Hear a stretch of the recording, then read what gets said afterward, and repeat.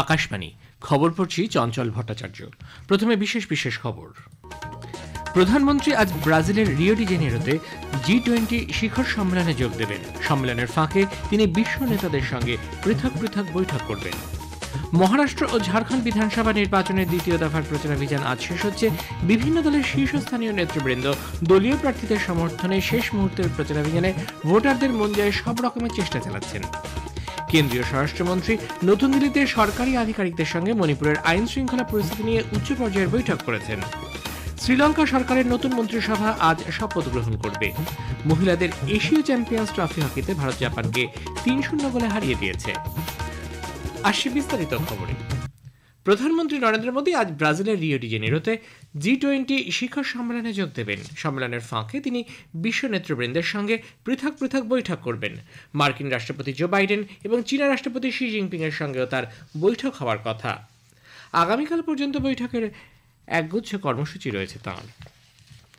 G20-র 19তম ঘোষণা নতুন দিল্লি ঘোষণার থেকে আরও অগ্রসর হবার এক পদক্ষেপ হতে পারে। দারিদ্র্য ও ক্ষুধার বিরুদ্ধে উদ্যোগ, ডিজিটাল বিভাজন নিয়ে আলোচনা, মহিলাদের নেতৃত্বে উন্নয়ন, সুস্থায়ী উন্নয়নের লক্ষ্যে এগিয়ে চলা, বৈষম্য দূর করা এবং একটি অন্তর্ভুক্তিমূলক ব্যবস্থাপনার মাধ্যমে সমৃদ্ধি আসতে পারে।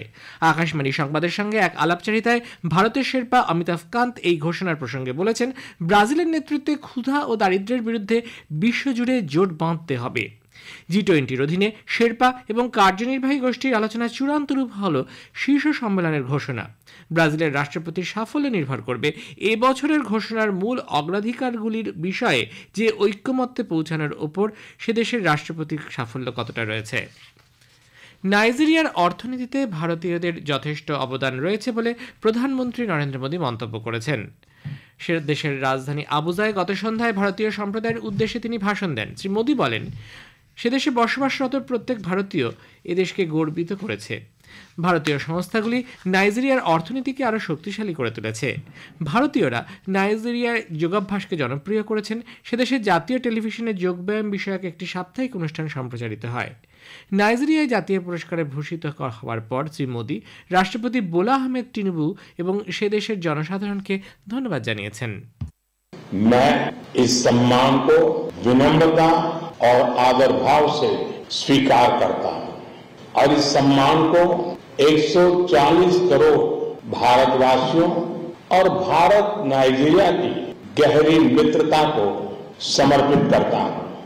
यह सम्मान हमें भारत और नाइजीरिया के बीच स्ट्रेटेजिक पार्टनरशिप को नई ऊंचाई पर ले जाने के लिए प्रेरित करता रहेगा।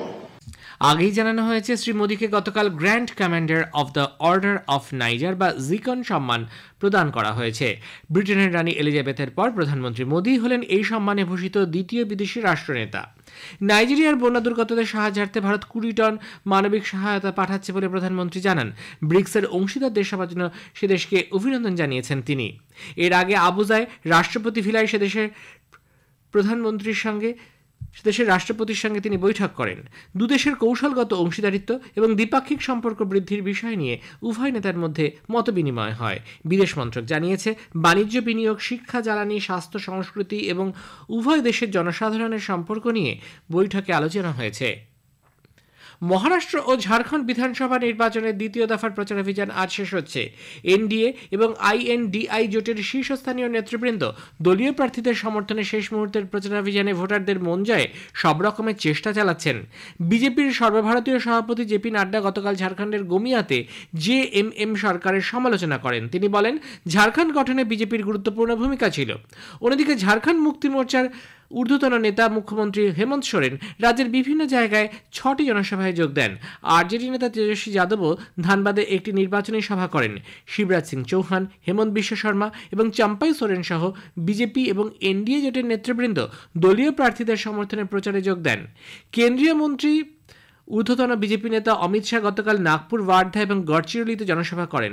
কেন্দ্রীয় মন্ত্রী নীতিন গডকরি মুম্বাই, নাসিক এবং অহল্যানগরে জনসভা করেন।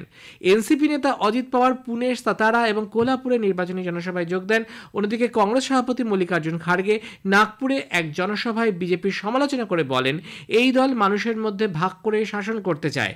কংগ্রেস নেত্রী প্রিয়াঙ্কা গান্ধী গড়চিরোলিতে জনসভা এবং নাগপুরে রোড শো করেন। এনসিপি শরদ পাওয়ার শারদ গোষ্ঠীর প্রধান শারদ পাওয়ার পুনে এবং রায়গড়ে দলীয় প্রার্থীদের সমর্থনে প্রচার চালান। শিবসেনার উদ্ধব গোষ্ঠীর প্রধান উদ্ধব ঠাকরে পালঘর এবং সাতরায় জনসভা করেন। ঝাড়খণ্ডের নির্বাচন কমিশন প্রচার শেষ হওয়ার পর বেসরকারি যানবাহনে কোনো রকমের নির্বাচনী প্রচারমূলক ব্যানার বা বোর্ডের ব্যবহার নিষিদ্ধ করেছে।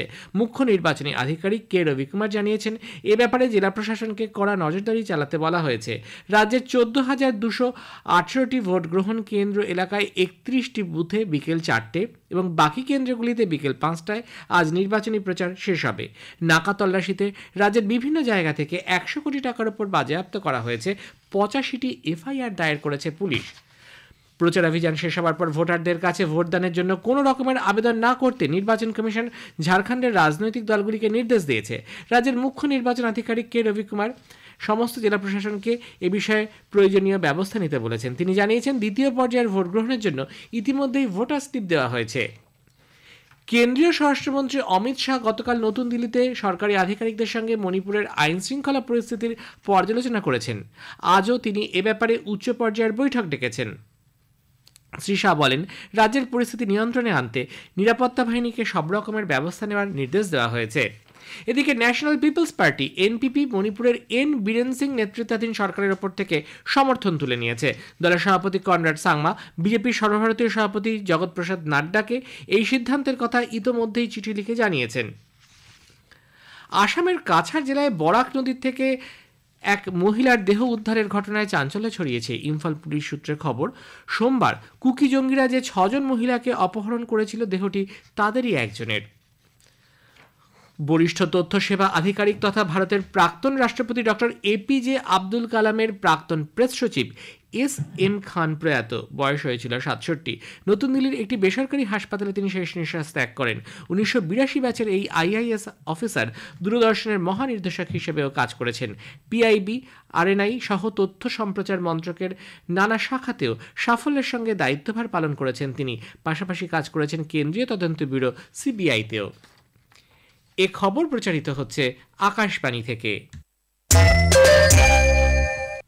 শ্রীলঙ্কা সরকারের নতুন মন্ত্রিসভা আজ শপথ গ্রহণ করবে।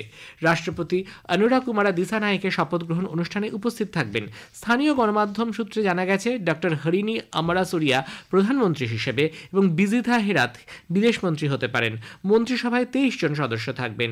285 আসনের শ্রীলঙ্কার আইনসভায় ন্যাশনাল পিপলস পাওয়ার জোট 159টি আসন পেয়ে সংখ্যাগরিষ্ঠতা অর্জন করেছে। বাংলাদেশের প্রধান উপদেষ্টা মোহাম্মদ ইউনুস জানিয়েছেন, অন্তর্বর্তী সরকার ভারতের কাছে প্রাক্তন প্রধানমন্ত্রী শেখ হাসিনার প্রত্যর্পণ চাইবে। আগস্টে বাংলাদেশ জুড়ে চাকরির বিতর্কিত কোটা ব্যবস্থা নিয়ে ছাত্রদের প্রবল বিক্ষোভের কারণে সরকারের পতনের পর বর্তমানে ভারতে রয়েছেন শেখ হাসিনা। অন্তর্বর্তী সরকারের 100 দিন পূর্তি উপলক্ষে জাতির উদ্দেশ্যে ভাষণে ইউনুস বলেন, তার সরকার সব নাগরিককে নিরাপত্তা নিশ্চিত করতে সর্বাত্মক প্রচেষ্টা চালাচ্ছে। আগে ইউনুস অবশ্য বলেছিলেন, বাংলাদেশ এখনই ভারতের কাছে হাসিনার প্রত্যর্পণ চাইবে না।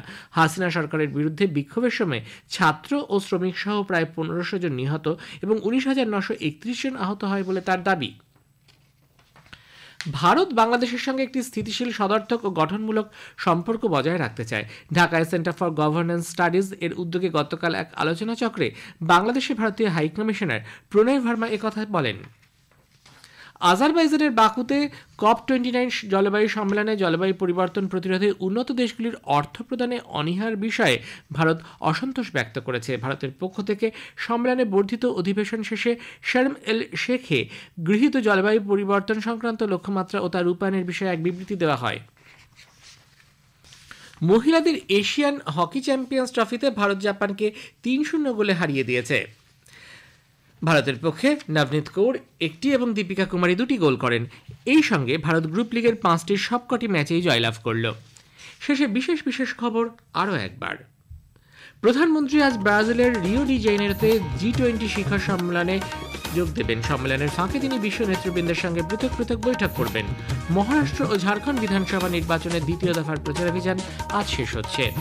কেন্দ্রীয় স্বরাষ্ট্রমন্ত্রী নতুন দিল্লিতে সরকারি আধিকারিকদের সঙ্গে মণিপুরের আইন শৃঙ্খলা পরিস্থিতি নিয়ে উচ্চ পর্যায়ের বৈঠক করেছেন। খবর শেষ হলো।